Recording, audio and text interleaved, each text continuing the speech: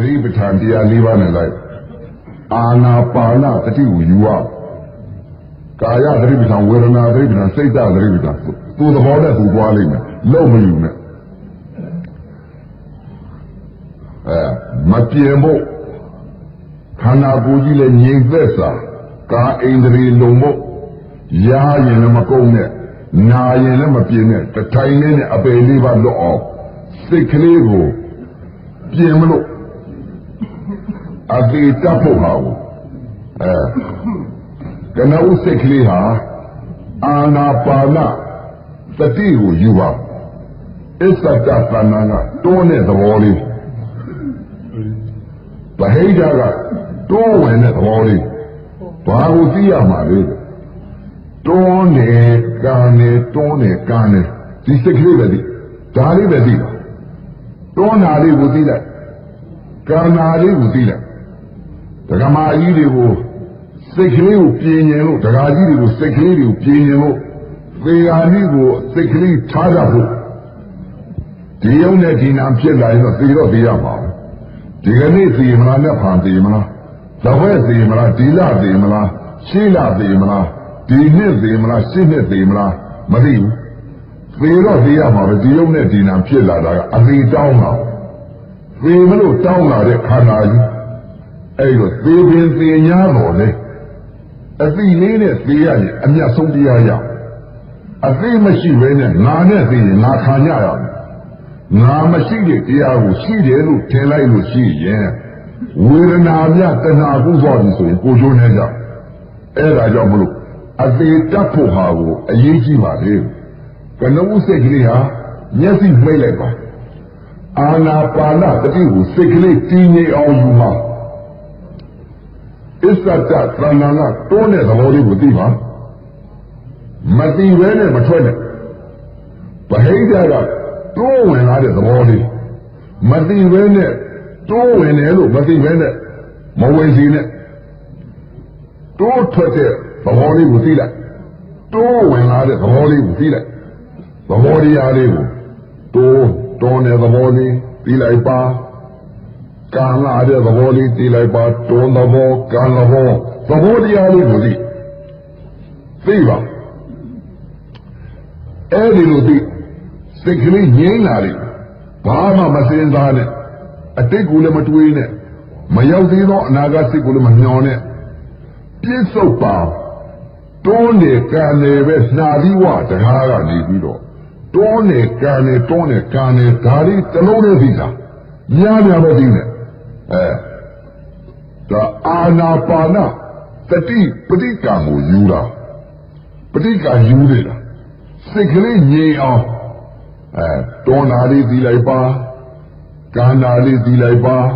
တွန်းတဲ့သဘောလေးကံတဲ့သဘောလေးဒါလေးလည်းသိဘာမှမသိနဲ့တွေးတော်ခြင်းကြာစာခြင်းလည်းမလုပ်နဲ့နောက်သူသဘောတိုက်သူလာလိမ့်မယ်ဘုရားကဟောထားတယ်သတိပဋ္ဌာန်တရား၄ပါးကလွဲလို့နိဗ္ဗာန်ရောက်ကြောင်းတရားမရှိဘူးလေအဲဒီတော့ဘယ်လိုသတိပဋ္ဌာန်တရား၄ပါးလဲကနဦးဟာတွန်းတယ်ကံတယ်လို့သိနေတဲ့နံတရားဟာအဲဒီလိုသိနေတာကာယသတိပဋ္ဌာန်ပဲနောက်ကြတော့တရားကြီးတွေဒကမာကြီးတွေခန္ဓာတွေကပထဝီအာဘောတိဇောဝါယောလို့ဘုရားဟောတာပထဝီရဲ့မွေအာဘောရဲ့မွေ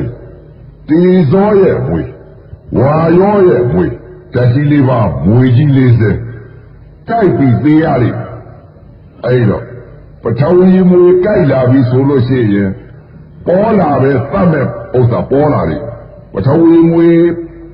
ခန္ဓာတွေကပေါ်လာပြီတဲ့တင်လာတင်းတဲ့ဝေဒနာတွေတောင်းတဲ့ဝေဒနာတွေထုံတဲ့ဝေဒနာတွေအောက်တဲ့ဝေဒနာတွေကြိုက်တဲ့ဝေဒနာတွေဖြတ်တင်လာတဲ့ဝေဒနာတွေအာဘောမွေကကြက်လာအာဘောတတ်ဆိုတာကြက်တေဇောတတ်ဆိုတာပူတဲ့အေးဝါယောတတ်ဆိုတာကတွန်းတဲ့ကံနဲ့လှုပ်ရှားတဲ့မြင်ဝဲထောက်ခံတာအဲ့ဒီဝေဒနာတွေပေါ်လာတယ်နာရီဝတကားကတွန်းတဲ့ကံနဲ့ဆိုတဲ့သိနေတဲ့ နန္တရားတော်ကြမနေနိုင်တော့သူ့ဟာသူပြောင်းသွားတယ်ကိုကမလုပ်ရပါဘူးကာယသတိပဋ္ဌာန်ဝေဒနာသတိပဋ္ဌာန်စိတ်ဓာတ်သတိပဋ္ဌာန်စိတ်ဓာတ်သတိပဋ္ဌာန်တစ်ချိန်တစ်ခါရောက်ဖူးတဲ့ပုဂ္ဂိုလ်ဟာအပင်လေးပါးကိုဘယ်တော့မှမကြောက်ဘူးသိလဲသိကြပါတယ်အဲ့ဒီတော့ကြိုးစားပြီးတော့ပြင်လဲမပြင်မှလည်းဝေဒနာတစ်ခုဖြစ်လာလို့ရှိရဲ့ပြင်းပြင်းလေးရှူသွားမရှူဘဲနဲ့ဒီတိုင်းသိုံလေးသိချင်ပြီးဝေဒနာတဏှာပို့ပြီးတော့ဝေဒနာကိုတော်ခြင်းနဲ့စိတ်ကြီးဖြစ်ပေါ်လာမယ်ပြင်းရင်နဲ့စိတ်ကြီးဖြစ်လာမယ်ဒီလိုမဖြစ်ရအောင်ဝေဒနာပေါ်လာလို့ရှိရင်တင်းတဲ့ဝေဒနာပေါ်လာလို့ရှိရင်နာသီဝတကားကတွန်းနဲ့ကန်တယ်လို့ပဋိက္ခာယူပြီးတော့နေတဲ့သိနေတဲ့နာဟာဝေဒနာပေါ်လာတဲ့အချိန်ကအောက်ကကြာကြာထိုင်မှမြတော့တက်ကြီးလေးပါဝေဒနာတွေပေါ်လာတယ်ပေါ်လာတဲ့အချိန်ကတင်းနာပေါ်လာတော့အဲ့ဒီတင်းတဲ့သဘောတရားလေးကိုဘယ်လိုသိရမလဲတင်းတယ်လို့များပေါ်မသိလိုက်တင်းတယ်လို့မသိနဲ့ရုပ်ကိုသိရမှာကတစ်မျိုးပေါ်လာတာကဘာပေါ်လာတယ်လေတဲ့ဝေဒနာပေါ်လာတယ်တင်းတဲ့ဝေဒနာပေါ်လာတယ်တင်းတယ်လို့ရောသွားမသိနဲ့တင်းတယ်လို့မသိနဲ့ဩဝေဒနာကိုသာသိတယ်တင်းတယ်လို့ပေါ်လာရင်တင်းတယ်ဆိုတာပြညာပါလားတင်းညာမရှိတဲ့တရားပဲရှိတဲ့တရားကဝေဒနာသာရှိပါလားဩဝေဒနာခန္ဓာပဲဝေဒနာဤအစနဲ့အလေနဲ့အဆုံးနဲ့ပြင်းပြင်းလေးရှူပြီးတော့အဲ့ဒီဝေဒနာအစအလေအဆုံးကိုသဘောလေးဆောက်လိုက်တယ်သဘောလေးကိုတင်းတယ်လို့ပေါ်လာရင်တင်းတယ်လို့မသိနဲ့ဝေဒနာသာသိတယ်ဩဒါဝေဒနာခန္ဓာပဲမြင်နေတာကယူပက်ခန္ဓာအတုပအယုစုကြီးပဲဒီပေါ်ဥသိနေတာကပေါ်လာတာကဝေဒနာခန္ဓာတင်းတယ်လို့သိညာတော့မပြီးနဲ့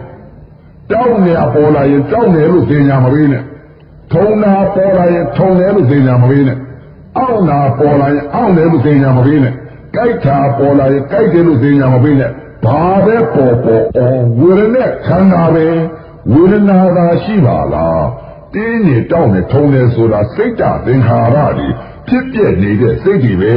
မရှိတဲ့စိတ်တွေပဲရှိတဲ့တရားကပြစ္ဆုတ်ပါမြင်တဲ့သဘောကယူပက်ခန္ဓာအတုပတရားကြီးပဲဒီပေါ်ဥသိနေတာကဝေဒနာဖြစ်လာမှတင်ညာကတင်းနေတောက်နေထုံနေဆိုတဲ့တင်ညာပေးပါလားရှိတာကတော့ဘာလဲတဲ့တင်ညာမပေးပါနဲ့ဝေဒနာပဲဝေဒနာခန္ဓာပဲဝေဒနာသာရှိပါလားဝေဒနာတစ်လုံးနဲ့ရှိပြီးတော့အဲ့ဒီဝေဒနာကိုအစနဲ့အလယ်နဲ့အဆုံးနဲ့အသီလေးဆောအောင်လိုက်ပါတထိုင်နဲ့လည်းအပေတော့ပါလေသေတဲ့အခါကြတော့လေတင်းတယ်လို့မသိနဲ့တောင်းတယ်လို့မသိနဲ့ထုံတယ်လို့မသိနဲ့အောင့်တယ်လို့မသိနဲ့ကြိုက်တယ်လို့မသိနဲ့ရင်ထဲကကြက်တယ်လို့မသိနဲ့ခန္ဓာကိုယ်ကြီးပူတယ်လို့မသိနဲ့လက်ရယ်လို့မသိနဲ့ခေါင်းရယ်လို့မသိနဲ့မိန်းမရယ်လို့မသိနဲ့ယောက်ျားရယ်လို့မသိနဲ့ခြေစလုံးရယ်လို့မသိနဲ့တင်မရယ်လို့မသိနဲ့ပေါင်ရယ်လို့မသိနဲ့ခါရယ်လို့မသိနဲ့နရွက်ရယ်လို့မသိနဲ့မျက်စိရယ်လို့မသိနဲ့နှာခေါင်းရယ်လို့မသိနဲ့ပါးစပ်ရယ်လို့မသိနဲ့ပြစ္ဆုတ်ပါပေါ်လာလဲမြင်လိုက်ရင်ဒါအတုပတရားကြီးမြင်တဲ့ဟာယူပက်ခန္ဓာကြီး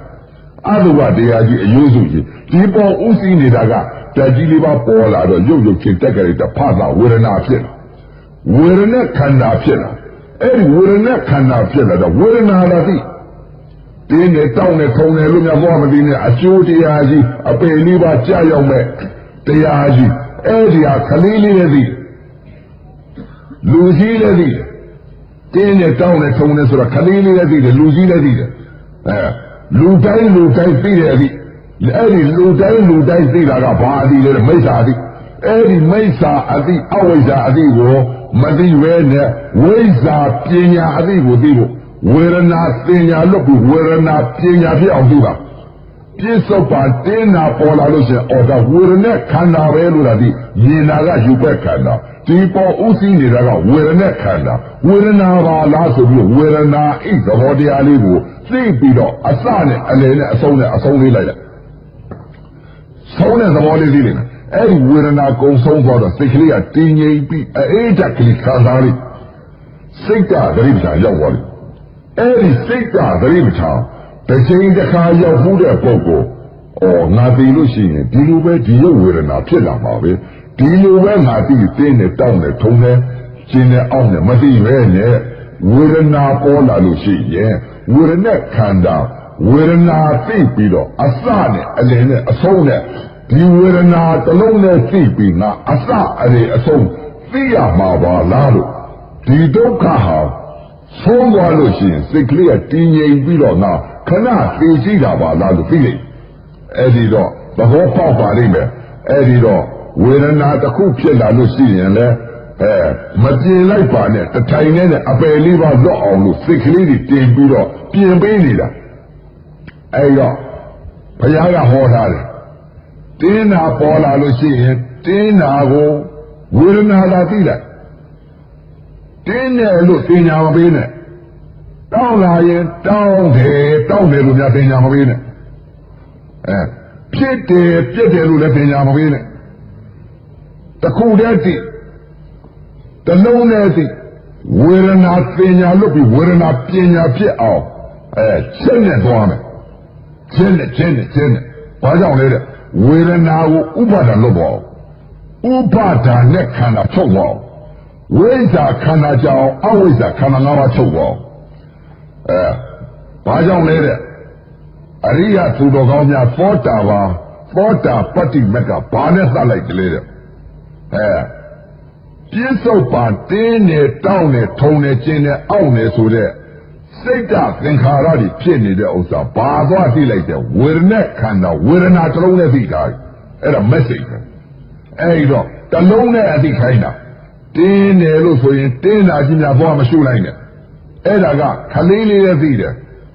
လူကြီးလည်းသိတယ်ပူရင်ခလေးလေးလည်းသိတယ်လူကြီးလည်းသိတယ်ခွေးတွေလည်းမီးနဲ့ရှို့လိုက်ရင်ပူတယ်ပြေးတာပဲမပြောတတ်လို့စကားဝေဒနာသိတာမဟုတ်ဘူး